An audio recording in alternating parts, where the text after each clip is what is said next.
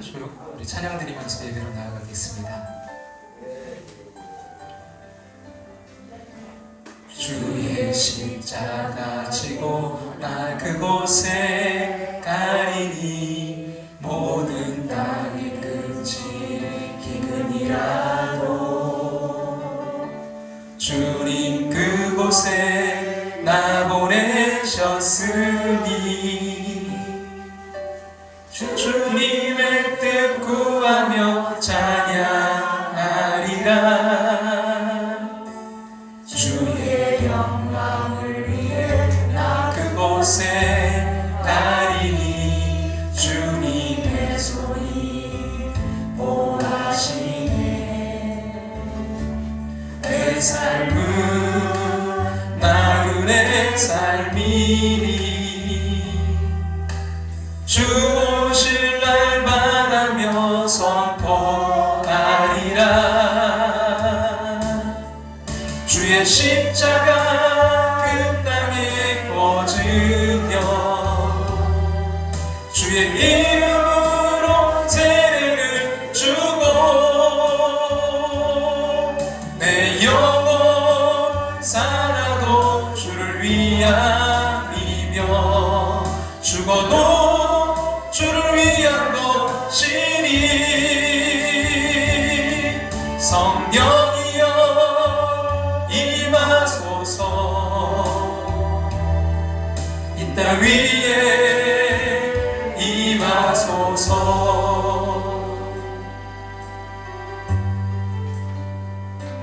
주의 십자가 지고 나 그곳에 가리니 모든 땅의 끝이 기근이라도 주님 그곳에 나 보내셨으니 주님의 뜻 구하며 찬양하리라. 주의 영광을 위해 나 그곳에 가리니 주님의 손이 보하시네.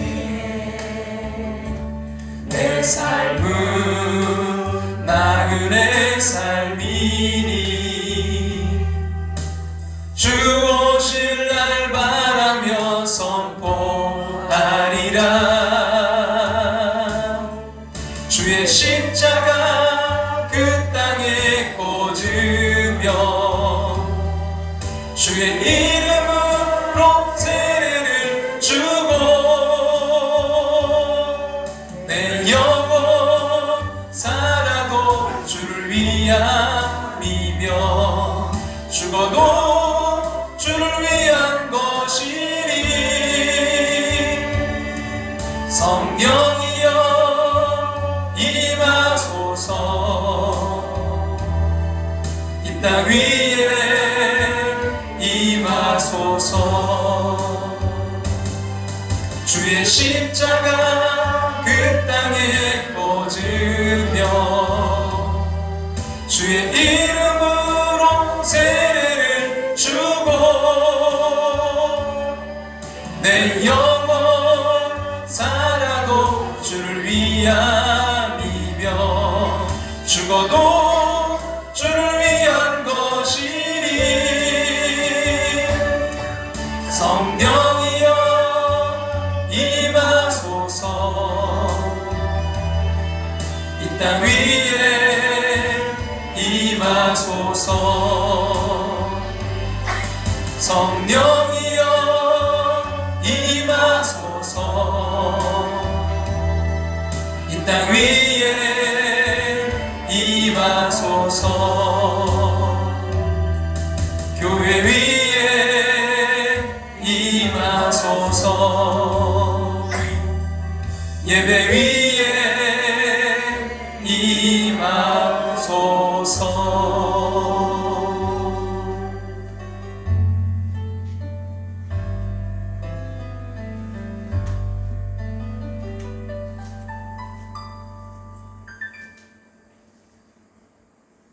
조용한 기도 드리심으로 예배로 나아가겠습니다.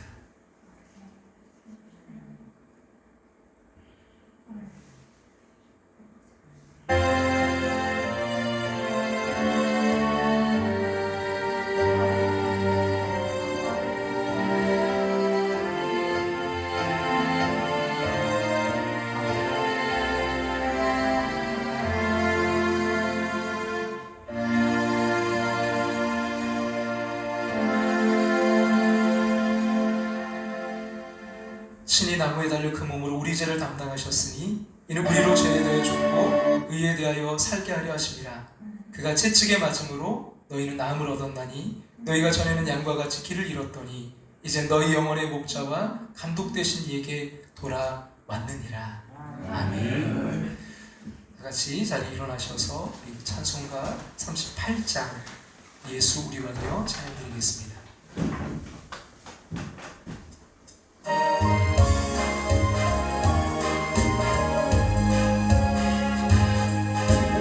예수 우리 왕이여 이곳에 오셔서 우리가 함께 드리는 영광을 받아 주소서. 우리는 주님의 백성, 주님은 우리 왕이라. 왕이신 예수님 오셔서 좌정하사 다스리소서. 예수 우리 주시여 이곳에 오셔서 우리가 주께 드리는 찬양을 받아 주소서. 우리는 주님의 종들, 주님은 우리 주시라. 주 대신 예수님 오셔서 이 찬양을 받아 주소서.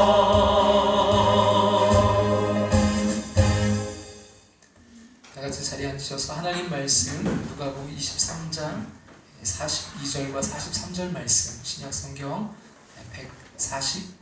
139쪽 누가복음 23장 42절과 43절 말씀 우리 찾으셨으면 같이 한번 읽겠습니다. 이르되 예수여 당신의 나라에 임하실 때 나를 기억하소서 하니 예수께서 이르시되 내게 이르노니 오늘 네가 나와 함께 낙원에 있으리라 하시니라. 아멘. 할렐루야. 네, 함께하는 교회 오신 모든 분들을 주님의 이름으로 환영하고 또 이 시간 또 영상으로 참여하시는 모든 분들 주님으로 환영합니다. 성경 우리가 통독 지금 하고 있는데요. 여러분 그 3월 혹시 성경 읽기표 제출하시지 못하신 분들 제출해 주시고 5월 성경 읽기표 여러분 가져가시기 바랍니다. 그리고 4월 여러분 성경 읽기표는 다음 주에 제출해 주시면 됩니다. 가정의 달 사랑의 음악회가 다음 주에 있습니다. 우리 가정의 달을 맞이해서 박찬미 찬양 사역자 예전 극동방송 전국 대회에서 금상을 수상했던 박찬미 자매께서 모셔서 우리 함께 찬양으로 하나님께 영광 올려드리는 시간인데 오전 11시에 일부 예배는 없고 2부만 드립니다. 오전 11시에 우리 아이들부터 해서 다 함께 연합으로 2부 때 우리가 찬양 예배를 드리겠습니다. 생일을 축하합니다. 우리 최찬 학생 4월 27일 생일을 맞이했고요. 코로나가 이제 지금 많이 다 바뀌었어요. 그래서 거리두기도 없고요. 인원 제한 없고요. 그리고 내일부터도 이제 식사도 다 할 수 있습니다. 그래서 극장이라든지 교회도 이제 식사 할 수 있고요. 근데 좀 우리가 조금 더 이렇게 지켜봐야 될 것 같아요. 그래서 식사는 조금 더 이제 차후에 하도록 하고 앞으로 또 예배라든지 위해서 우리 찬양대 성가대가 지금 코로나 이후에 우리 계속해서 지금 못했는데 일단 우리 찬양대가 세워질 수 있도록 다시 회복될 수 있도록 관심과 기도 부탁드리고요. 그리고 이제 그 후에 이제 식사가 될 수 있다면 식사하면서 또 오후 예배, 오후 예배도 다시 재개할 수 있도록 여러분 부탁을 드립니다. 그리고 이제 5월 20 며칠부터는 5월 말이 되면 이 코로나가 지금은 1급이죠. 1등급이라 모든 게 지원이 됩니다. 치료비라든지 약값이라든지 또 이렇게 격리하게 되면 7일 동안 격리하는 비용도 그게 3월 중순 이전과 이후로 나눠졌더라고요. 그래서 그 이전 분들은 굉장히 좀 더 많은 비용이 나왔고 이후의 분들은 이제 1인 10만원, 2인까지 15만원밖에 이제 안 나오더라고요. 근데 그것도 이제 5월 달에는 없어집니다. 그래서 격리도 이제 없어진다고 해요. 그 이유는 이제 이게 코로나가 그만큼 그냥 독감 정도의 그걸로 이제 연결로 밝혀졌기 때문에 더 이상 우리가 너무나 두려워할 필요는 없을 것 같아요. 그래도 어쨌든 안 걸리신 분들은 조심하시기 바랍니다. 네, 그래서 잘 이렇게 코로나 어쨌든 걸리시면 고생하신 분도 있고 또 그냥 수월하게 넘어가시는 분들도 있고 하는데 잘하시고 그리고 또 여러분 백신 몸에 부작용이 없다면 4차 우리 60세 이상 되신 분들은 맞을 수 있다면 저희가 볼 땐 맞는 게 더 나을 것 같아요. 혹시 걸리더라도 훨씬 더 아마 수월하지 않을까 이렇게 생각하고요. 그래서 어쨌든 건강하게 여러분들 잘 이렇게 코로나 끝까지 이겨낼 수 있기를 간절히 소망합니다. 몸이 아프신 분들 특별히 위해서 여러분 잘 회복될 수 있도록 함께 기도를 부탁드립니다. 기도드리겠습니다. 생명 주신 하나님, 십자가의 은혜로 자녀 삼아 주심을 감사드립니다. 예수님의 보혈로 죄에서 자유로워진 우리들, 옛사람의 습관을 벗고 하나님께 은혜를 입은 자로 부활과 영생의 소망의 삶을 살게 하여 주시옵소서. 죄와 타협하지 않고 세상과 구별된 삶을 살 용기와 지혜를 주시옵소서. 선한 데는 지혜롭고 악한 일엔 미련하게 하셔서 어디를 가나 생명을 살리는 하나님의 자녀로 승리하게 하여 주시옵소서. 외국의 객지의 군대에 머무는 이들과 또 육신의 고통을 치료 중에 있는 성도들을 특별히 기억하여 주시옵소서. 다시 사신 예수 그리스도의 은혜와 평강으로 치료되고 회복되게 하여 주시옵소서. 시간 부족한 종이 말씀을 전합니다. 성도들의 들을 길을 열어주시고 성도들의 마음을 열게 하시고 말씀의 씨를 받아들일 좋은 땅이 되게 하여 주시옵소서. 그래서 30배, 60배, 100배의 열매로 하나님께 영광 돌리길 원합니다. 아버지 하나님, 우리 최찬 학생 4월 27일 생일을 맞이합니다. 주님 날마다 동행해 주시고 주님 함께 해주셔서 또 학업에도 또 아버지 하나님 가정에서도 어디에서나 주님의 자녀다운 승리의 삶을 살아갈 수 있도록 영육간의 강건함으로 함께하여 주시옵소서. 키가 자람에 따라 믿음도 더욱더 성장케 도와 주시옵소서. 주님, 오늘 이 예배 가운데 회복과 치유와 부흥이 넘치기를 소망합니다. 날마다 주님과 동행하는 예배자들이 되게 하여 주시옵소서. 시간 뜨거운 강한 성령의 역사를 믿습니다. 온전히 인도하여 주시옵소서. 부활이요 생명이신 예수님의 이름으로 기도합나이다. 아멘.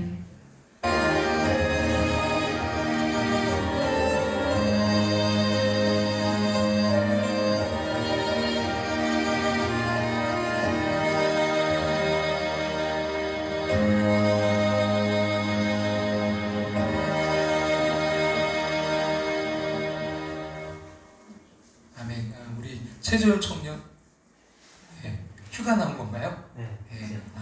코로나 때문에 아주 한동안은 매출도 못하게 하더라고요. 근데 지금 이제 이렇게 이런 것들이 많이 이제 되기 때문에 휴가도 또 나오게 됐네요. 우리 한영희 박사가요. 지난주에 우리는요 부활절 감사 예배를 드렸습니다. 우리가 여러분 돌이킬 것이 무엇인지 또 나의 뜻 나의 확신 정말 나의 고집이 아니라 하나님의 뜻대로 순종하며 나아가는 부활에 증인된 삶을 사시기를 주님의 이름으로 축원합니다. 그리고 이제 오늘 말씀 어떤 말씀으로 전해야 될지 사실은 그래서 다른 제 말씀을 막 준비하고 있었는데 갑자기 그런 마음이 들더라고요. 다시 십자가. 이 십자가 이 붙들라는 그런 마음이 너무나 저에게 강력하게 이제 주셔서 그래 다시 그 준비했던 그 말씀 이걸 좀 끝까지 한번 전해보자 이런 마음이 들어서 오늘 다시 그 십자가 이걸 전하려고 하는데요. 여러분 부활은 반드시 십자가가 전제되어야 됩니다. 십자가 없는 부활은 없습니다. No cross, no crown. 여러분 그 십자가 없는 영광은 없습니다. 여러분 우리의 신앙도요 십자가를 빼고 이야기할 수가 없습니다. 그래서 일찍이 그 미국 인디언들에게 복음을 전한 데이비드 브레나드가 이렇게 말씀했어요. 같이 한번 볼까요? 나는 설교에서 예수 그리스도의 십자가를 빼고 설교한 적이 없다. 그리고 스펄전 목사님은 그의 임종시에 이런 고백을 했는데요. 나는 나의 평생의 설교와 신학을 한마디로 요약한다면 예수님께서 나를 위해 십자가에서 죽으셨다는 것이다. 여러분, 다시 십자가. 여러분, 우리가 다시 그 십자가를 붙들기 원하는데요. 여러분, 첫 시간은 우리가 그 관점을 아래서 봤잖아요. 그 사람들의 그 관점으로 이제 봤을 때 십자가는 미련한 것이고 십자가는 거치는 것, 장애물이었어요. 그러나 여러분, 그 십자가는 사실 하나님의 지혜요, 능력인 줄로 믿습니다. 그리고 두 번째 시간은 이제 위에서 우리가 바라본 관점, 하나님의 관점으로 바라볼 때, 여러분, 하나님은 사람은 사랑하시지만 죄는 미워하세요. 죄는 심판하게 되어 있습니다. 하나님의 공의, 그것을 이루기 위해 하나님께서는 예수 그리스도의 보혈을 통해 우리를 죄사하게 하신 줄로 믿습니다. 그리고 세 번째 시간 우리는 그 십자가에 달리신, 그 매달리신 예수님의 이제 관점으로, 그분은 얼마든지 십자가에서 내려오실 수 있는 능력이 있으셨지만 내려오시지 않으셨어요. 바로 저와 여러분을 향한 사랑 때문입니다. 오늘은 옆에서 본 십자가입니다. 그리고 이 십자가는 예수님께서 그 십자가에 못 박히실 때 예수님과 함께 그 못 박혔다가 구원받은 한 강도의 입장에서 본 십자가입니다. 그리고 예수님께서 이제 십자가에 못 박히실 때 좌우편에 강도들이 있었습니다. 그 중에 한 강도는 예수를 끝까지 부인하고 모욕했지만, 다른 한 강도는 당신의 나라에 임하실 때 나를 기억하소서라고 예수님께 부탁했고요. 그때 예수님이 오늘 네가 나와 함께 낙원에 있으리라는 말씀을 듣게 되죠. 이 강도는 마지막 순간에 구원을 선물로 받았습니다. 여러분, 옆에서 본 십자가는 하나님의 은혜를 보여줍니다. 필립 얌시가 쓴 놀라운 하나님의 은혜라는 책에 나오는 이야기인데요. 영국에서 열린 비교 종교학 회의에서 세계 각국의 전문가들이 이제 기독교 신앙의 독특성에 대해서 토론하고 있었습니다. 그들은 기독교가 다른 종교와 근본적으로 다른 이유를 제시했습니다.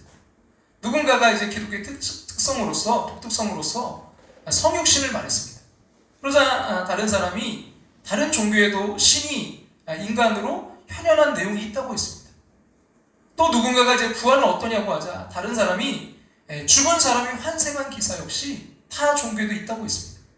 물론 여러분, 이것은 예수님의 부활과는 다르죠. 그 사람도 다시 살아났지만 결국 죽었잖아요. 그러나 예수님은 그 죽음을 이기신 분이기 때문에 다르긴 하지만 어쨌든 죽었던 사람이 살아난 그런 것도 있으니까. 그래서 토론이 길어지는 가운데 마침 C.S. 루이스가 방을 잘못 찾아 들어왔어요. 나니아 연대기를 썼던 C.S. 루이스가, 교수님이 방을 잘못 찾아 들어왔어요. 그래서 토론 주제가 뭡니까? 이렇게 물었더니 그의 질문에 동료들이 전 세계 종교 중에 기독교만이 가지고 있는 독특성을 지금 우리가 찾는 중이라고 했습니다. 그래서 루이스는요, 그거야 쉽죠. 은혜 아닙니까? 라고 말했습니다. 그렇습니다. 여러분, 기독교는요 철저히 은혜의 종교입니다. 이것이 기독교의 독특한 차별성입니다. 여러분, 기독교는 인간이 만든 종교가 아닙니다. 인간이 기독교를 만들었다면요, 어떤 행위를 해야만 구원받을 수 있다는 구원의 조건을 내세웠을 것입니다.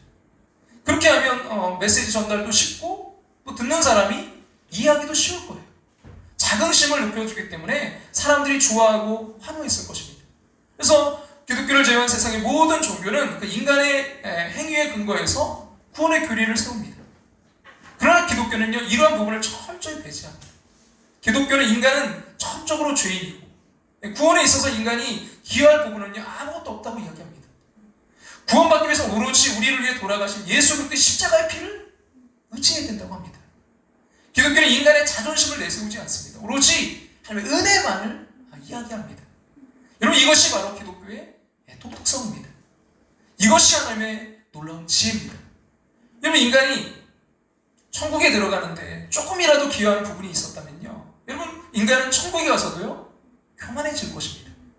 천국에서도 서로 무엇 때문에 왔느냐고 물으면서 잘난 체하거나 또 상대방을 멸시할 것입니다. 하나님은 천국에 들어가는 근거를요 인간의 행위가 아니라 전적인 하나님의 은혜에 달렸다고 하셨습니다. 어느 누구도 천국에서 자신을 자랑하지 못하게 하셨습니다. 어떤 사람이 이제 죽어서 천국에 갔습니다. 그 천국문 앞에서 이제 베드로가 기다리고 있었어요. 그 천국문 안으로 이제 들어가기 전에 베드로는 그에게 이제 몇 가지 확인할 것이 있다고 했습니다. 베드로의 질문에 총 100점을 이제 획득해야 천국에 들어갈 수 있다고 했습니다. 베드로는 먼저 그가 이제 얼마나 교회에 열심히 다녔는지 물었습니다. 매 주일 교회에 갔을 뿐만 아니라 수요 예배도 저는 빠지지 않았습니다. 그러자 베드로가 알겠습니다. 2점 드리죠 말했습니다. 겨우 2점이요? 꽤 점수가 나올 줄 알았는데 이제 그가 당황하면서 말했습니다. 헌금은 잘 내셨나요? 베드로가 물었습니다. 네, 그럼요. 제 수입의 11조를 꼬박꼬박 드렸습니다. 그렇다면 3점은 받으실 수 있겠네요. 그 외에 다른 건 없으신가요? 글쎄요. 지금 당장 생각나진 않지만 어쨌든 저는 나름대로 착하게 살려고 노력하고 가끔씩 다른 사람을 돕기도 했습니다. 그렇군요. 그렇다면 3점을 더 드리죠. 그 외 점수에 더 보태실 것은 없으신가요? 이쯤 되자 이제 그는 혼란스러웠습니다. 아니 이렇게 내가 했던 것들이 점수가 이것밖에 안 돼? 글쎄요. 다른 것은 내세울 만한 것이 없는데요. 이런 식으로 하면 오직 하나님의 은혜밖에는 천국에 들어갈 방법이 없겠네요. 그 사람은 그만 자리에 털쳐 주저앉았습니다. 그리고 큰 소리로 외쳤습니다. 예수님, 저 좀 도와주세요. 그러자 베드로가 소리쳤습니다. 바로 그겁니다. 100점 만점 들어오세요. 여러분, 이 이야기가 말하고 싶은 게 뭘까요? 아무리 위대하고 훌륭한 사람도, 아무리 열심히 신앙생활하고 선행을 한 사람도 인간의 노력이나 공로로는 천국에 들어갈 수 없다는 사실을 비유적으로 설명한 것입니다. 천국 오로지 하나님의 은혜로만 들어갑니다. 여러분, 이 은혜는 우리를 위해 십자가에서 죽어주신 예수님의 그 피의 공로로 인한 것입니다. 여러분, 이 은혜에 보답하는 방법은요, 오로지 온 마음과 정성을 다해서 진심으로 예수님의 그 십자가를 감사하는 일밖에 없습니다. 그 외 다른 방법으로 천국에 들어가려는 노력은요, 예수님께서 하신 일이 부족하다는 뜻이므로 결과적으로 예수님을 모독하는 일입니다. 한번 생각해 보세요. 여러분이 지금 이제 대통령이 초대하셨다면 여러분 청와대로 이제 가게 되겠지만, 또 이제 앞으로 취임할 대통령은 청와대는 국민에게 저기 하고 다른 곳에 이제 한다고 하시잖아요. 근데 그 만약에 이제 취임한 대통령이 여러분을 초대했다고 한번 생각해 보세요. 저녁 만찬에. 그래서 이제 즐겁게 그 저녁 식사를 마친 후에 나가는데 대통령이 이제 문 앞에서 사람들을 배웅합니다. 근데 여러분이 그 대통령에게 대통령에게 정말 즐거운 저녁 식사였습니다. 돈이 이거 좀 꽤 많이 들으셨을 텐데 저도 좀 보태고 싶군요 하면서 여러분 지갑에서 1,000원짜리 한 장을 꺼내서 준다면 대통령의 기분이 어떨까요? 정말 무례하고 모욕적인 행동일 수밖에 없습니다. 마찬가지로 우리는요, 하나님의 은혜로 구원받았습니다. 하나님의 아들의 피값이는 어마어마한 희생이 치러졌습니다. 하나님의 아들의 피는요, 무지한 피요, 우주에서 가장 완전한 피입니다. 그 피의 가치와 의미는요, 상상을 초월합니다. 하나님이 예수 그리스도의 그 귀한 피를 흘려 구원을 완성해 놓으셨습니다. 근데 인간이 덧보태서 그 구원을 완성하려고 한다면요, 그것은 하나님께 엄청난 모독입니다. 여러분, 구원받은 이후에 하나님을 기쁘시게 하기 위해 선행을 할 수는 있지만요, 그 구원의 조건으로 선행을 보태는 것은 있을 수 없습니다. 그저 감사함으로 받아들이면 됩니다. 그럼 저녁 만찬에 초대받은 사람은요, 대통령의 초대를 진심으로 감사한 것 외에는 할 일이 없습니다. 실제로 하나님의 은혜는요, 이것과 비교할 수 없습니다. 여러분, 대통령의 만찬의 경우에 초대받을 만 하니까 참석한 것일 수도 있어요. 여러분, 만약에 대통령이 노숙자를 초청했다면 어떻습니까? 이거 상상도 할 수 없는 호의죠. 여러분, 은혜가 바로 이런 거예요. 은혜는요, 자격이 없는 사람이 호의를 받는 것입니다. 여러분, 구약 성경에 이러한 것을 생생하게 우리에게 보여주는 그런 그림이 있는데요, 바로 무비보셋의 이야기입니다. 그는 다윗의 원수인 사울왕의 손자예요. 과거 여러분 왕정시대의 권력을 잡으면요, 그 보통 대적하던 상대방의 집안을 우리나라도 보면 3대까지, 3, 4대까지 멸했잖아요. 그들을 남겨두면 언젠가는 다시 반역의 칼을 이제 들지 모르기 때문이죠. 그러므로 다윗이 이들 자신을 죽이려고 쫓아다녔던 사울왕의 손자 이 무비보셋을 죽이는 것은 당연한 일이었습니다. 그리고 다윗은요, 모비보셋의 아버지 요나단과의 우정을 생각해서 이 모비보셋에게 그 조부 그 사울의 밭을 돌려주고 평생 다윗의 식탁에서 함께 식사하도록 했습니다. 이런 모비보셋은 그 유모가 이제 도망가다가 놓쳐서 떨어뜨려서 다리를 다쳤어요. 장애를 가지고 있어서 잘 걷지 못했습니다. 여러분, 당시의 풍속으로는요, 그는 더욱이 그 왕 앞에 나와서 왕과 함께 식사하기에 어울리지 않는 사람이었어요. 이것은 받을 자격이 없는 사람에게 베푸는 놀라운 은총의 생생한 예입니다. 여러분, 이 모비보셋의 이야기는요, 하나님의 일방적인 은혜가 어떤 것인지 보여주는 감동적인 예화입니다. 기억하시기 바랍니다. 기독교는요, 은혜의 종교입니다. 이 은혜는 받을 자격이 없는 사람에게 베풀어 주시는 하나님의 놀라운 사랑입니다. 그래서 여러분, 신학자 가운데 워필드라는 분이 이렇게 말씀했어요. 앞에 보시고 한번 읽어볼까요? 은혜란 받아 마땅한 사람에게, 벌을 받아 마땅한 사람에게 값없이 주는 하나님의 호의다. 은혜란 뭐라고요? 벌을 받아 마땅한 사람에게 값없이 주시는 하나님의 호의다. 무슨 말이죠? 은총받을 사람이 아니라 벌을 받아야 마땅한 사람입니다. 근데 벌을 받지 않을 뿐만 아니라 생각지도 못한 은총까지 입습니다. 그럼 이것이 성경이 말씀하는 은혜예요. 우리가 바로 그런 자였습니다. 천국에 들어갈 자격은커녕 지옥에 가야 마땅할 죄인이었어요. 그런 우리를 하나님이 사랑하셔서 자기의 외아들을 이 땅에 보내셔서 우리를 위해 대신 죽게 하심으로 천국에 들어갈 자격을 갖추게 하셨습니다. 말로 다 설명할 수 없는 하나님의 은혜입니다. 그래서 하나님의 은혜를요, 이런 놀라운 은혜, 즉 어메이징 그레이스라고 하는 거잖아요.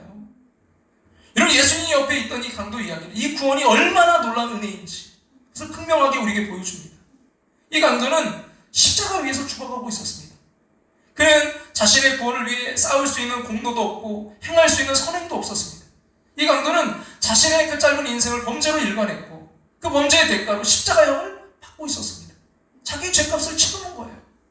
그러므로 죄인이 죄사함을 받는 것이 그 죄인의 어떤 공로와 어떤 도덕적 행위에 따른 것이라면요, 이 강도는요, 아무런 희망도 없는 절대 절망의 상황이었을 것입니다. 근데 예수님이 이 강도를 용서해 주셨을 뿐만 아니라 낙원을 허락해 주셨습니다. 희미하게나마 그는 예수님이 자비를 베푸실 분이심을 알아보았기 때문입니다. 그는 자비를 구했지만 예수님은요, 과분한 은혜를 베푸셨습니다.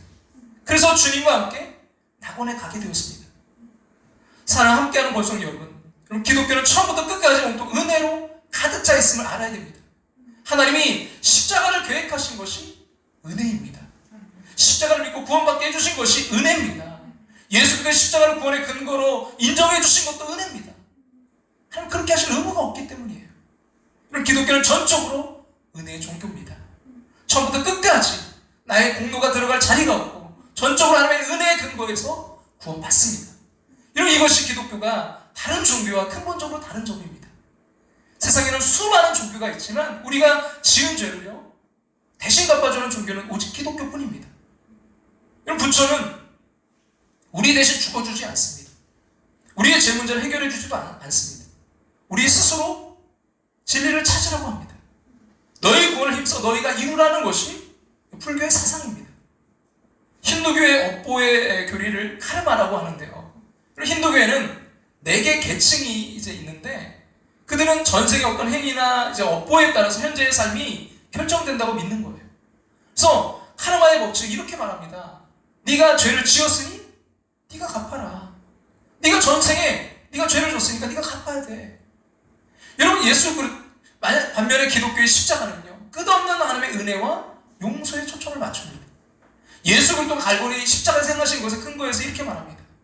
네가 죄를 지었으나 내가 갚는다. 네가 죄를 지었으나 내가 갚는다. 여러분, 이것이 바로 하나님의 은혜입니다. 무엇보다 하나님의 은혜는요, 그래서 십자가와 밀접한 관련이 있습니다. 하나님은 예수 그리스도의 그 십자가를 믿는 사람에게 일방적인 구원의 은혜를 베푸십니다. 그럼 어떻게 이런 일이 가능한지 질문해보지 않을 수 없습니다. 예수님의 그 십자가 속에 도대체 어떤 비밀이 숨겨져 있기에 예수 그리스도 그 단 한 사람의 죽음으로 온 인류가 구원을 받을 수 있는 기회를 얻게 된다는 말이죠. 여기에는 여러분, 대표성의 원리가 적용됩니다.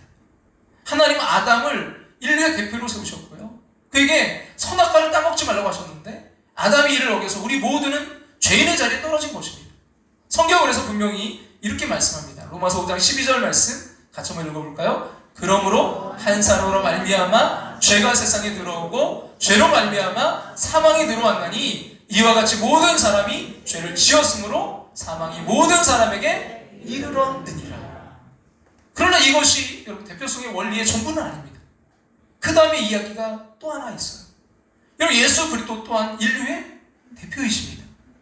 다시 말해서 이 대표성의 원리가 인간이 죄인된 것에만 적용된 것이 아니라 인간이 구원을 얻는 데도 적용된다는 것입니다. 여러분 세계 인구는 70억이 넘어요. 그런데 예수님이 죄인을 대신해서 죽으셨습니다.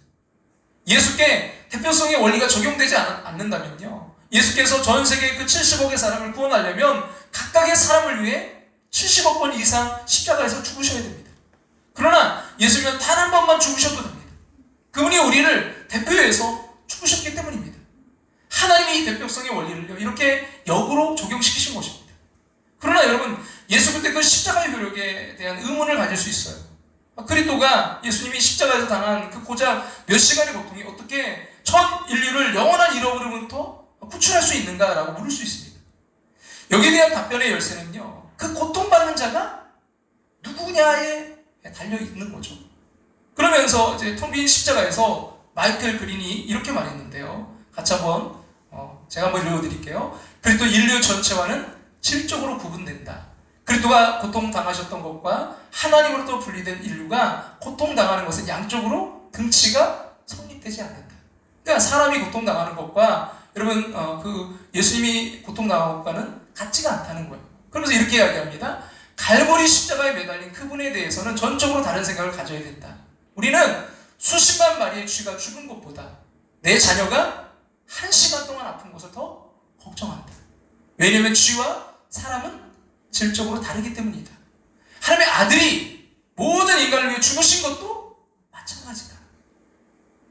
하나님은 하나밖에 없는 그 아들 독생자 예수 그리스도가 하늘의 모든 영광을 버리고 이 땅에 낮고 낮은 모능으로 오셔서 죄 없이 사시다가 인간의 모든 죄를 짊어지시고 십자가에서 죽으셨기에 예수 그리스도의 죽음을 완벽하게 순결하고 깨끗한 죽음으로 보시고 세상 모든 인간의 죄를 대신하는 죽음으로 인정하신 것입니다.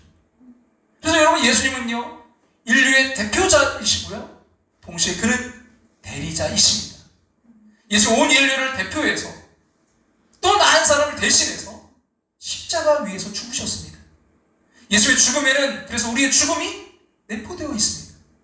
예수 그리스도가 십자가에서 죽으실 때 하나님 앞으로 믿게 될 각 사람이 그리스도 예수 안에서 그리스도와 함께 이미 죽은 것으로 생각하십니다.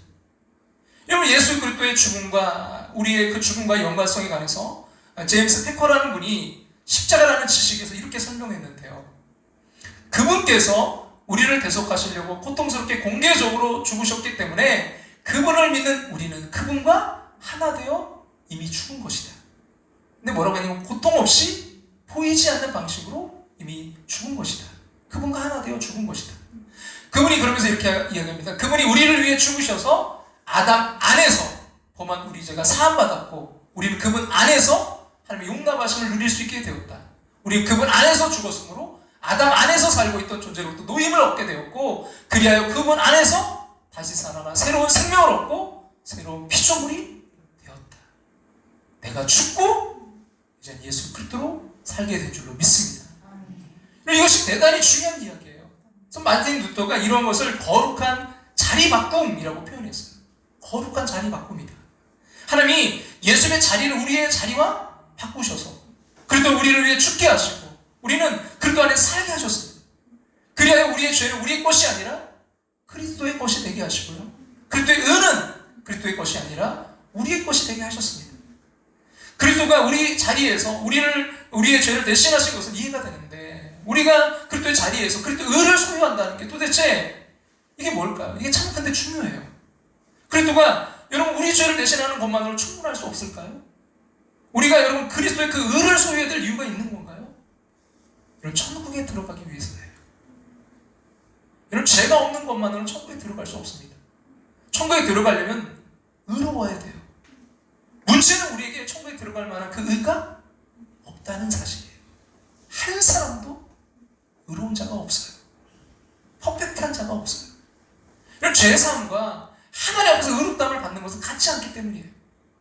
이런 어떤 사람이 이제 재판을 통해서 무죄 판결을 받았다고 한번 생각해 보세요. 근데 그것이 실제로 그 사람이 그러나 의롭다는 의미는 아니잖아요. 그 죄는 없지만 그 사람은 의로운 사람이라고 할 수 없어요. 그리고 은행이 나의 어떤 채무를 다 변제해 주더라도, 내 부채를 변제해 주더라도 나를 부자로 인정해 주는 건 아니잖아요. 그럼 이와 같이 하나님이 우리의 죄를 말소해 주시는 것이고 나를 의롭다고 선언하신 것은 아니라는 거예요. 그럼 시험 중에 어떤 교수님이 부정행위를 적발해서 그 학생에게 F학점을 주려다가 용서해 줄 수는 있지만 그에게 A학점을 줄 수 없는 것과 마찬가지입니다. 그러면 그 교수님은요, 공의롭지 못한 거죠. 그럼 이 문제를 어떻게 해결하셨을까요? 어떻게 성경 말씀대로 자기의 의로우심도 나타내시고 동시에 예수 믿는 자를 의롭다 하실 수 있으셨을까요? 그럼 존 파이퍼 목사님은 더 패션 오브 지저스 크라이스트라는 책에서 두 가지를 이야기해요. 첫째는 그리스도의 죽음이 우리의 불의로 생긴 부채를 갚아주었고, 둘째는 그리스도의 순종이 우리가 하나님의 법정에서 의롭다 하심을 받는 데 필요한 의를 제공해 주었다는 거예요. 여러분, 그 죽음이 우리의 부채를 갚아주셨고 그의 순종이 우리를 의롭다 칭하게 했다는 거예요. 이런 십자가 순환을 통해서 마땅히 받아야 될 고난을 대신 받으심으로 우리의 죄를 용서해 주셨고 또 자기를 낮추시고 죽기까지 복종하신 절대 순종으로 우리가 의로워질 근거를 만들어 주셨습니다. 그럼 이것을요, 좀 어려운 말일 수도 있지만 이중적 전가라고 표현해요. 이중적 전가. 이 그리스도의 십자가 죽음을 통해서 우리의 죄책이 그리스도에게 전가되어서 그리스도는 우리 대신 죄인이 되셨어요. 동시에 그리스도를 영접하는 순간 그분이 행한 모든 것이 우리에게 적용돼서 그리스도와 같은 의인이 되는 것입니다. 이것이 이중적 전가입니다. 그럼 그래서 성경이 이렇게 말씀하는데요. 로마서 5장 19절 말씀 같이 한번 읽어볼까요? 한 사람이 순종하지 아니함으로 많은 사람이 죄인 된 것 같이 한 사람이 순종하심으로 많은 사람이 의인이 되리라. 그래서 우리는요, 죄인인 동시에 의인이 된 것입니다. 그래서 마르틴 루터는 의인인 죄인이라고 표현했는데요, 우리는 날 때부터 죄인입니다. 그리고 동시에 우리는 하나님 앞에서 의로워졌습니다. 예수 그리스도의 의가 우리에게 전가되었기 때문입니다. 여러분, 이 같은 주님의 죄사함의 축복과 그 거룩한 의를 우리 것으로 삼기 위해서는 어떻게 해야 될까요? 단 한 가지 방법밖에 없어요. 주님을요, 우리의 구세주로 믿고 받아들이고 그분이 베풀어 주신 이 구원의 선물을 우리의 것으로 삼게 되면 우리의 모든 죄가 그분에게 전가되고 그분의 소유하신 모든 의가 우리에게 전가되는 줄로 믿습니다. 한마디로 여러분, 주님이 행하신 이 모든 일을 믿고 그냥 우리를 받아들일 때 죄인된 우리의 자리에 주님께서 들어오시고 거룩한 주님의 자리에 우리가 대신 서게 되는 것입니다. 그럼 참으로 기가 막힌 위치 교환이라고 할 수 있어요. 죄 많은 우리 인간이 죄사함 받고 거룩한 천국에 들어가기 위해서는 오로지 이 방법밖에 없습니다. 완전한 죄인인 우리와 그 완전하신 의인이신 주님이 자리 바꿈을 하는 방법밖에 없습니다. 한 가지 좀 이야기를 드리려고 하는데요. 프랑스 작가인 알렉산드르 듀마가 쓴 소설 가운데 몽테크리스토 백작이라는 작품이 있어요. 이 프랑스 마르세유 출신의 이제 젊은 선원이었던 에드몽 당테스는 당시 이제 젊은 나이에 선임 선원이 됩니다. 그리고 또 아름다운 메르세데스와 약혼을 하게 돼요. 근데 이제 이것을 시기한 적들의 이제 흉계로 그가 억울하게 14년 동안 감옥에 이제 수감하게 됩니다. 그 이프 감옥이라는 곳에 갇히게 되었는데 여기는 이제 바닷가 그 섬에 있어서 탈출이 불가능해요. 오로지 죽어야만, 시체가 되어야만 나올 수 있습니다. 그래서 이제 탈출하기 위해서 이제 그 감옥을, 지하 감옥을 이제 들어갔는데 그 땅굴이 파다가 보니까 신부님이 판 땅굴과 연결되어서 이 당테스는 탈옥을 시도하던 그 파리아 신부님을 만나게 돼요. 그 신부님은 자신이 이제 오래 살지 못할 것임을 알고 이 당테스에게 자신이 가지고 있던 그 모든 지식과 이 보물섬의 지도를 넘겨주고 죽습니다. 간수들이 이 죽은 그 신부님의 시체를 바다에 이제 던지기 위해서 자루에 넣은 후에 그들이 잠깐 나간 사이에 이 당테스는 그 죽은 신부님을 자기의 방으로 옮겨놓고 자기는 이제 시신이 담긴 그 자루에 들어가서 죽은 채 하며 누워있어요. 간수들은 아무것도 모른 채 이 당테스가 들어있는 자루를 바다에 던집니다. 바닷물에 빠진 당테스는 미리 이제 준비해둔 그 칼을 가지고 자루를 찢고 나와서 무사히 탈출에 성공합니다. 그리고 이제 보물섬에서 속에서 찾은 그 보물을 가지고 그 몽테크리스토 백작으로 그가 위장해서 자신의 적들을 차례차례 하나하나 파멸시킨다는 것이 바로 이 소설의 줄거리예요. 근데 여기서 여러분 주목할 게 뭐냐면 당데스의 탈출 방법입니다. 그가 잡혀갔던 곳은요, 절대로 살아서 나올 수 없는 감옥이에요. 오로지 죽어야만, 십자가 된 사람만 나올 수 있는 곳입니다. 그러나 죽은 사람과 자리를 바꿔치기 했을 때 그는 죽지 않고 무사히 빠져나올 수 있었던 거예요. 우리도 마찬가지입니다. 우리 모두 죄인으로서 이런 지독한 죄의 감옥에 빠져 있어요. 근데 이 감옥을 빠져나갈 길은요, 없습니다. nothing, 없어요.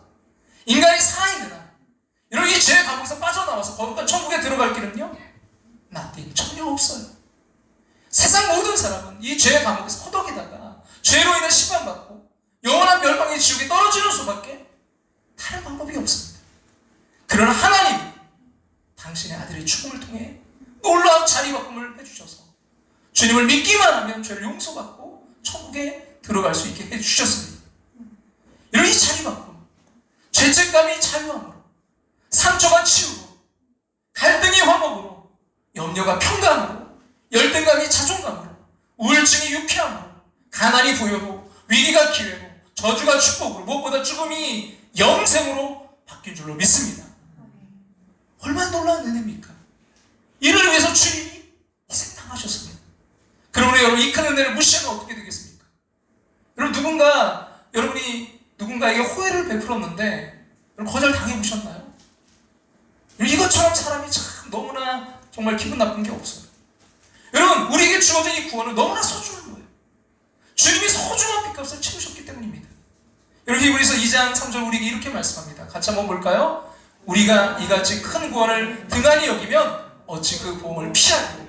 이 구원은 처음에 주로 말씀하신 바요, 들은 자들이 우리에게 확증한 바니.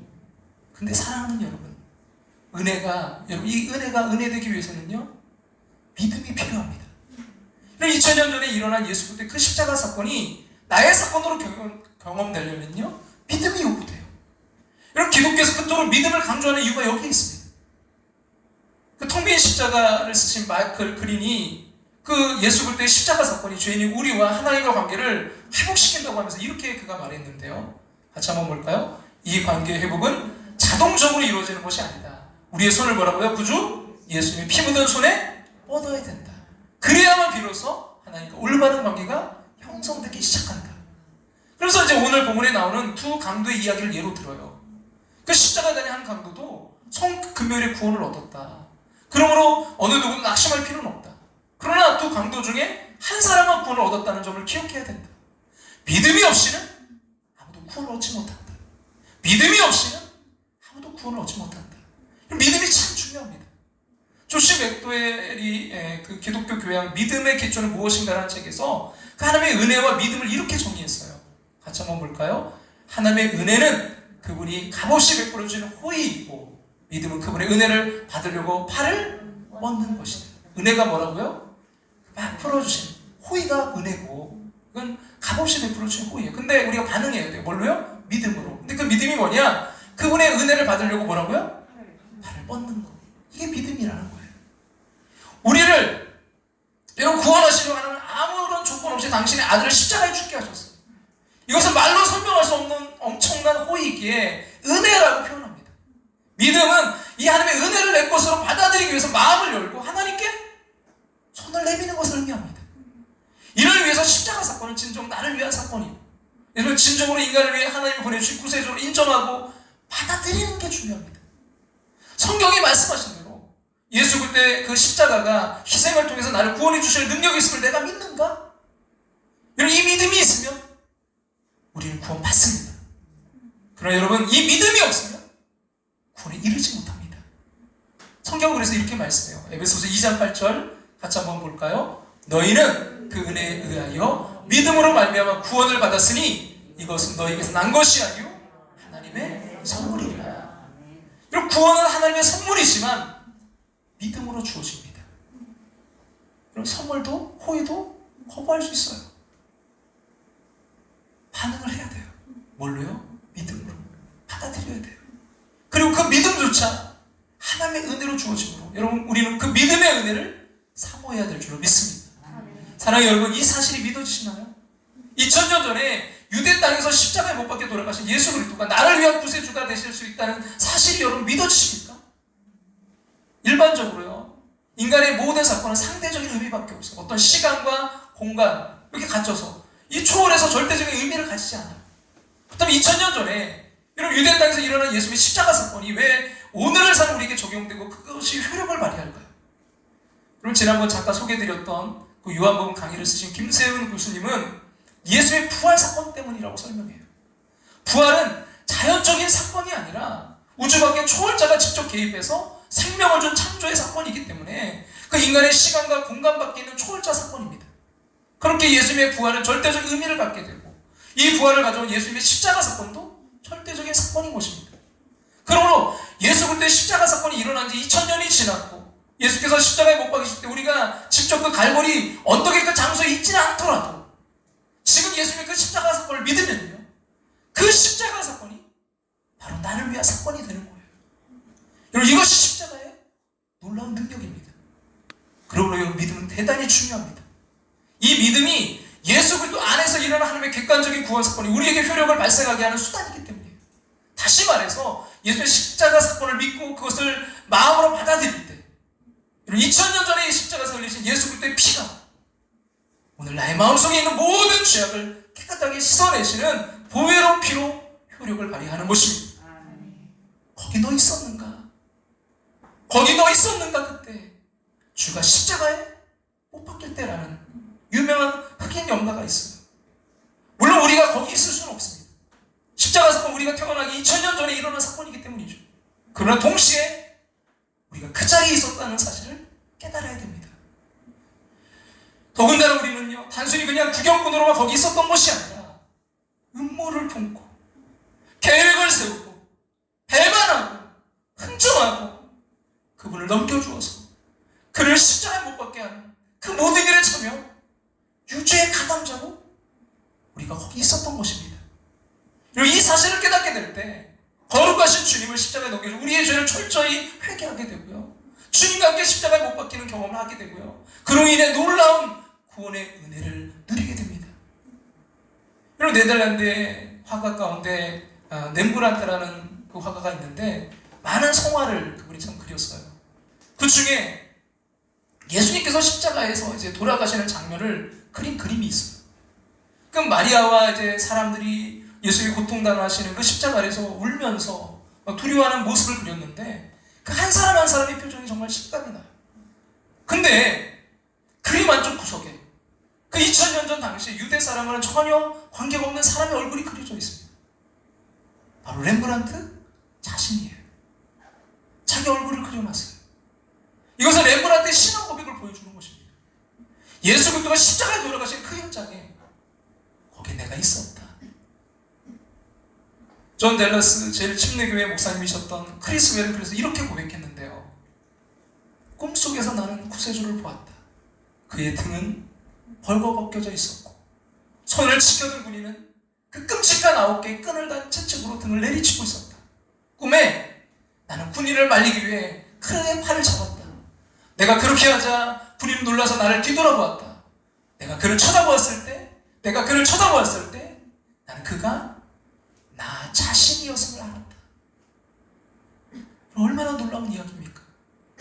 예수 그리스도 십자가에 못 박힌 그 장군인이 로마 군인이 아니라 바로 나 자신, 나의 죄가 주님을 못 받게 했다는 사실을 깨달을 때 진정한 구원이 임합니다.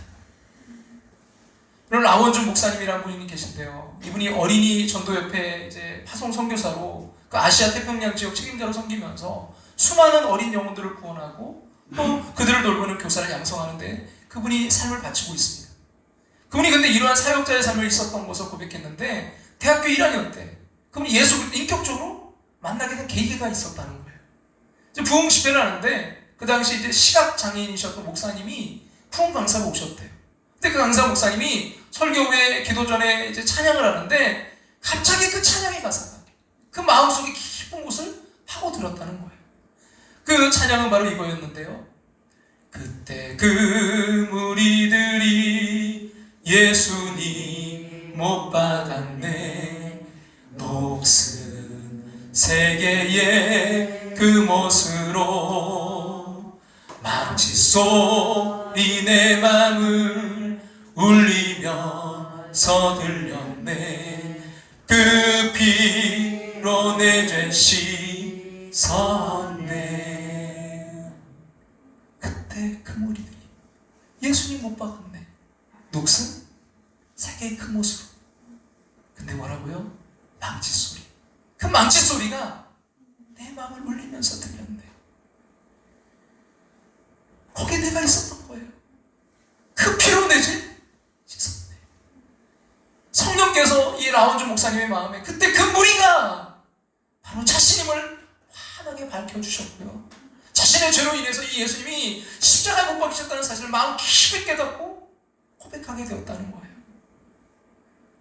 주여 저들의 죄를 용서하여 주소서. 주님 눈물로 기도했네. 귀중한 그 보배 피 나를 위해 흘렸네.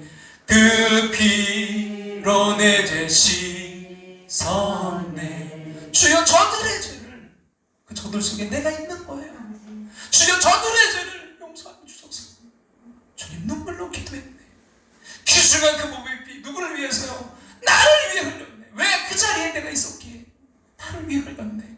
그 피로 내 죄 씻었네. 여러분, 이 찬양을 통해서 목사님은요, 주님의 보혈로 자신의 모든 죄가 사함받았다는 놀라운 그 깨달음을 얻었고요. 이로 인해 감격에 겨워서 눈물로 찬양했고요. 이어지는 기도 시간에 결국 자신의 그 마음과 삶을 주님께 드렸다는 거예요. 이 사건은 그를 완전히 거듭나게 했고요. 아시아 태평양의 수많은 영혼을 구원하는 국제적인 사역자로 사용하고 계십니다. 여러분, 이것은 2000년 전에 예수 그리스도의 십자가 사건이 바로 오늘날을 위한 사건으로 경험되어졌기에 가능한 일인 거예요. 그래서 믿음이 중요합니다.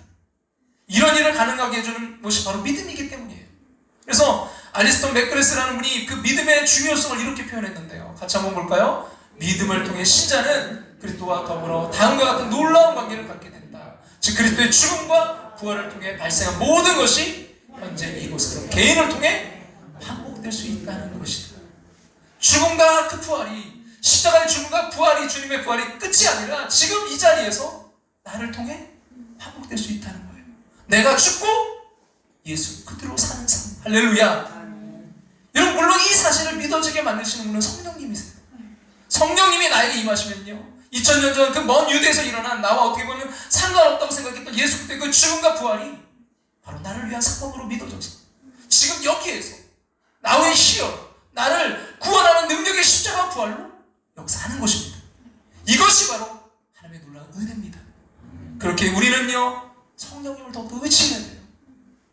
그 자유주의 신학의 이제 영향으로 십자가 사건을 믿지 못한 채 목사님이 된 윌리엄 쿠퍼가, 이분이 이제 고난주간을 앞둔 어느 토요일에 그의 주보를 들여다보다가 이분이 구원을 받았어요. 그 주일 설교 제목이 뭐였냐면 누가 예수를 죽였는가였습니다. 근데 그 아래에 이제 기록된 설교자 이름이 바로 윌리엄 쿠퍼. 자기 이름을 보다가 그 제목 자기가 정했지만 그걸 보면서 그 이름 보니까 윌리엄 쿠퍼 목사. 주보를 한참 바라보던 그는요, 갑자기 자신의 그 죄가 바로 예수님 돌아가게 하시겠다는 그 사실에 통곡하면서 엎드려 주님을 자신의 구주로 고백했습니다. 여러분, 예수님의 그 십자가 사건이 나를 위한 사건으로 믿어지는 것이 그 은혜인 것입니다. 이 사실이 믿어지지 않는 분이 혹 여러분 계시다면요, 이 시간 성령께 이 믿음을 달라고 간절히 구하시기를 간절히 소망합니다. 이 사실이 믿어지지 않으면 구원받지 못하기 때문이에요. 그럼 우리 이 기도는요, 여러분, 그 어떤 기도보다 가장 먼저 해야 될 기도입니다. 우리가 간절히 기도하면요, 반드시 구원에 필요한 믿음을 주십니다. 왜냐하면 하나님은요, 모든 사람이 구원을 받으며 진리를 아는 데 이르기를 원하시기 때문입니다. 아멘. 여러분, 이 고백을 오늘 결론으로 삼고 싶어요. 세렌 키에로케고로라는 분이 이런 말을 했어요. 같이 한번 볼까요? 인생은 40부터가 아니다, 20부터도 아니다. 인생은 뭐로부터라고요? 십자가로 여러분 나이가 상관없어요. 여러분이 뭐 70, 여러분 10대 다 상관없어요. 인생은 뭐로부터라고요? 십자가로부터예요. 여러분 인생은요 십자가로부터예요. 다시 우리의 인생이 다시 십자가로부터 시작되기를 주님의 이름으로 축원합니다. 여러분 오늘 우리 주신 이 말씀, 여러분 이 가사를 생각하면서 우리 이 시간 찬양의 자리로 나아갑니다.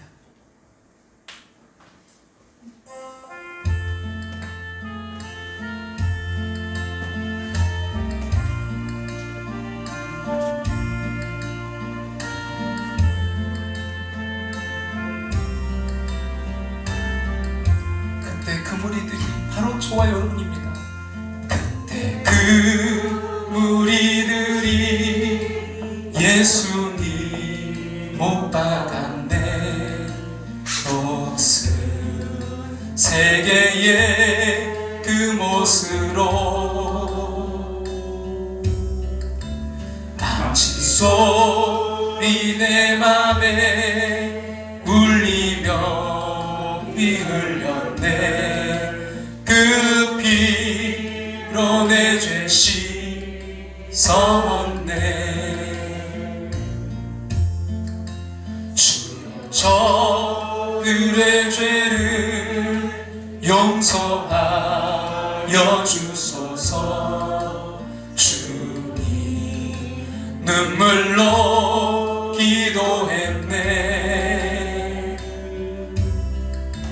정결한 그 고백비 나를 위해 흘렸네. 그 피로 내 죄 씻었네.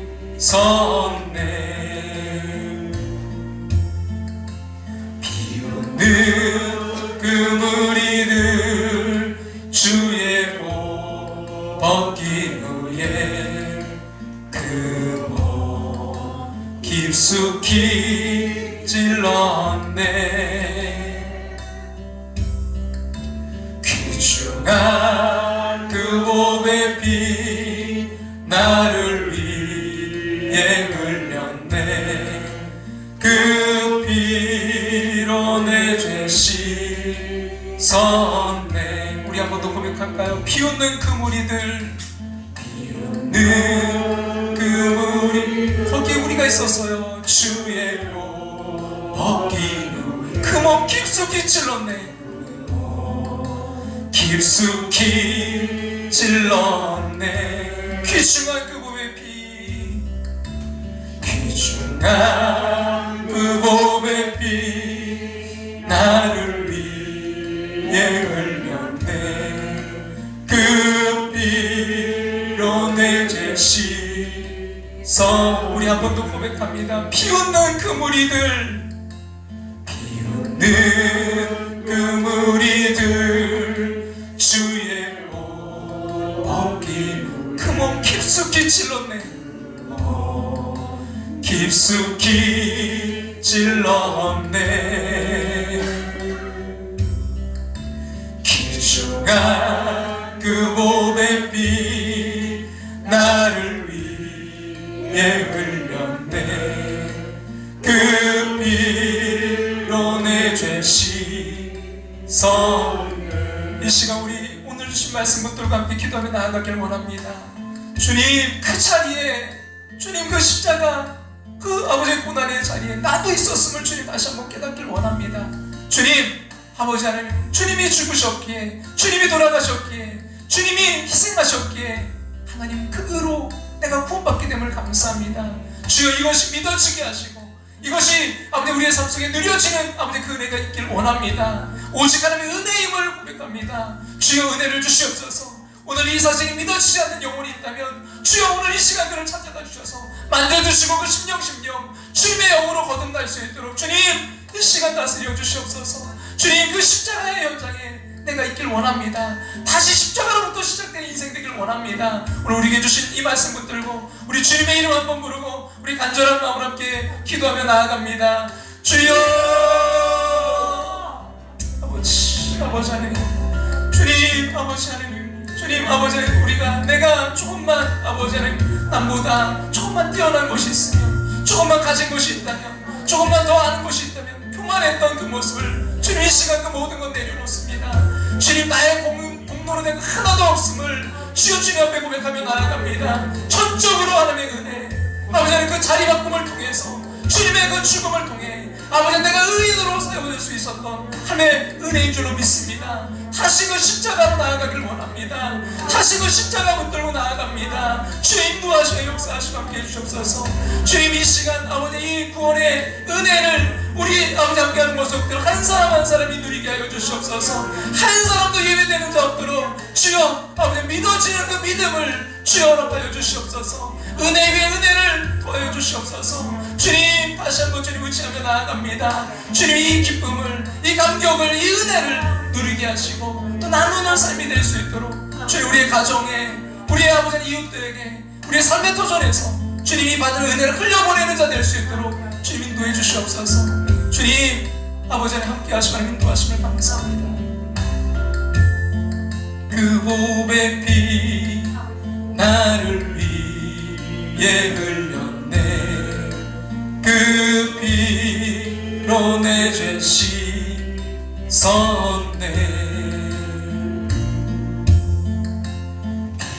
비웃는 그 무리들 주의 복 얻긴 후에 깊숙이 찔렀네. 주가 그 보배 피 나를 위해 흘렸네. 그 피로 내 죄 씻었네. 주여 나의 영혼을 받아주시옵소서. 주여 나의 영혼을 받아주시옵소서. 그때 구원을 이루셨네. 마지막 피 한 방울, 마지막 피 한 나를 위해 흘렸네. 나를 위해 흘렸네. 그 피로 내 죄 씻었네. 피로 내 죄 씻었네.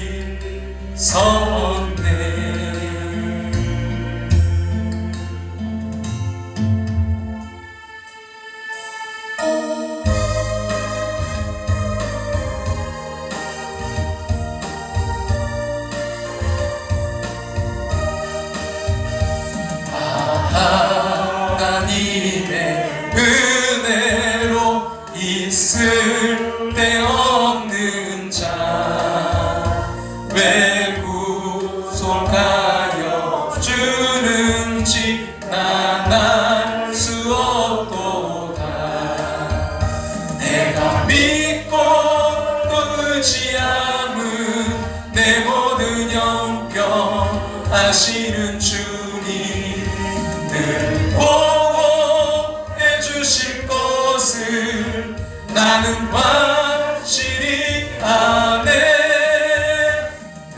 내게 구세 믿음과 또 복음 주셔서 내 맘이 항상 편한지 난 알 수 없도다.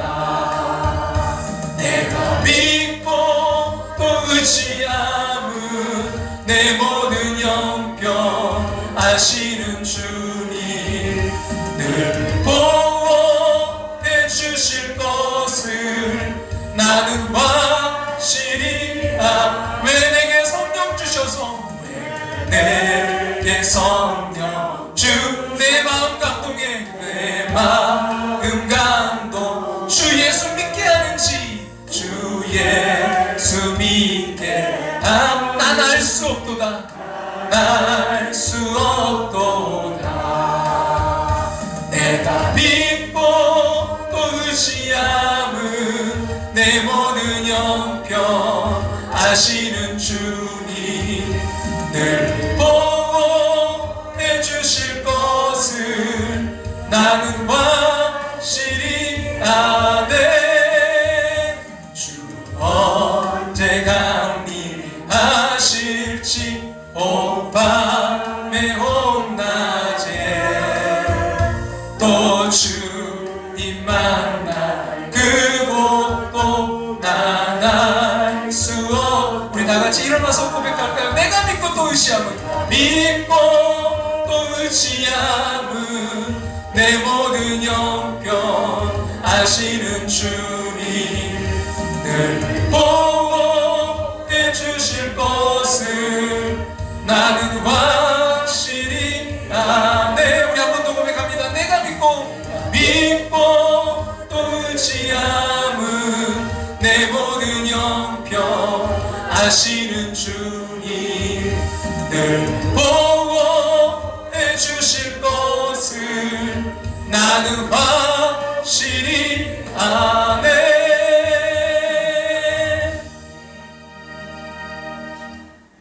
아버지 하나님, 오늘 이 고백이 우리의 고백 되길 원합니다. 인생은 40부터가 아니다, 20부터도 아니다. 인생은 십자가로부터다. 하나님, 우리 인생이 다시 이 십자가로 시작되게 도와 주시옵소서. 하나님, 우리의 공로가 아니라, 우리의 의가 아니라 전적 하나님의 은혜임을 믿습니다. 다시 십자가 붙들게 도와 주시옵소서. 주님, 우리가 아버지는 정말 그 십자가에서 내가 죽고 다시 예수 그리스도로 사는 십자가 부활의 삶으로 살아갈 수 있도록 인도하여 주시옵소서. 하나님, 우리가 이 받은 은혜, 하나님 그러기에 가정에서도 또 삶의 터전에서도 주님 이 은혜를 흘려보내는 자 되게 하여 주시옵소서. 은혜 위에 은혜를 더하여 주시옵소서. 지금은 우리를 죄에서 구원하신 예수 그리스도의 그 크신 은혜와 하나밖에 없는 독생자를 나를 사랑하사 이 땅에 보내신 하나님의 그 크신 사랑하심과 오늘도 내 안에 살아 역사하시며 강화 교통 충만하심으로 함께 하시는 성령의 은혜를 통해 다시 십자가로부터 시작하며 나아가는 당신의 사랑하는 백성들과 가정과 삶의 터전 위에 이제부터 영원토록 함께 하시기를 축원하옵나이다. 아멘.